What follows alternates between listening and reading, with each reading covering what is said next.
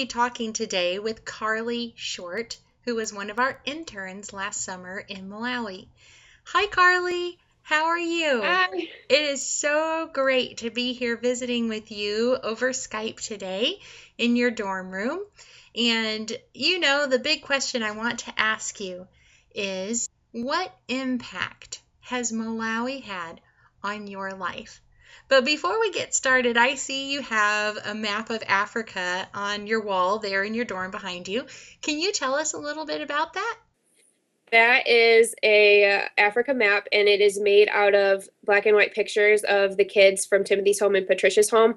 All of their faces from this summer are up there, and we actually have a few more now that haven't gotten added up there yet because they're new and I haven't met them. But yeah, so together they all make the shape of Africa, and I've got Malawi all mapped out in the bottom there. I don't know if you can see that or not.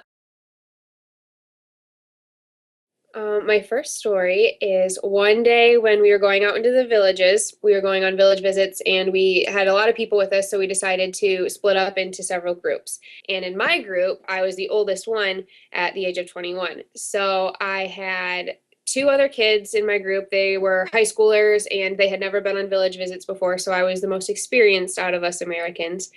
So as we went out and we started walking, we saw a group of men at one of the houses and we started making our way that way. And one of the pastors from Malawi looked at me and he said, "Here, you will preach."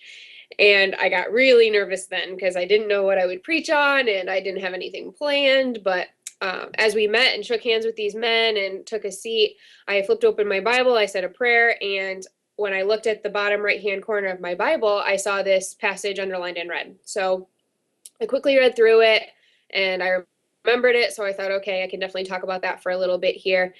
It wasn't until a few days later when I was trying to write home about that experience that I started flipping through my Bible and I wanted to find that passage.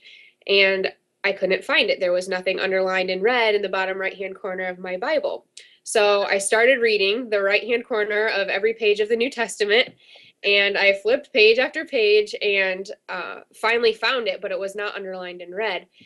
And then it hit me that it was underlined in red a few days ago, not because I underlined it, but because Jesus provides scripture and the words when we need them. And all I could say was praise Jesus for providing in situations when we don't have all that we need. When I think of Malawi, one of the first things that comes to my mind is love. And that's because it has been a really big part of my lessons that I learned in both summers. And the first summer, I watched the kids take care of each other all summer long, and I got to witness that. And then toward the end, we had a spaghetti dinner up at camp, and all the Timothy's home kids were able to come up there.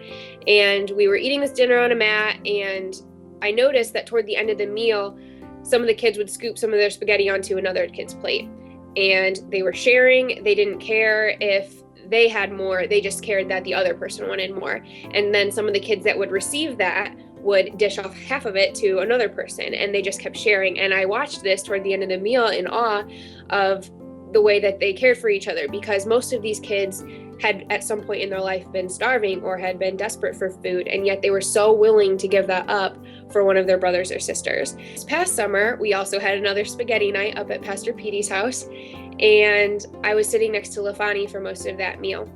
During that time, we said that the kids could go up for seconds, and he went up and filled his plate. He came back and sat next to me, took a couple bites, and then realized that my plate was empty.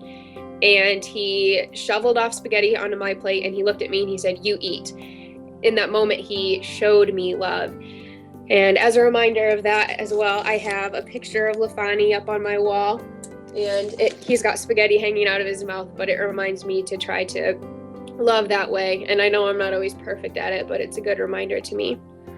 Carly, thank you so much for your time today. It was great talking with you. Before we go, is there one thing you would like to say to anyone who's thinking about going to Malawi?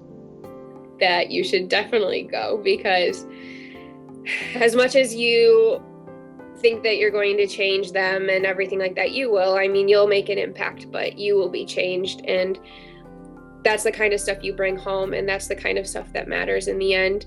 And then you'll have some friends halfway around the world too that you get to meet in heaven someday.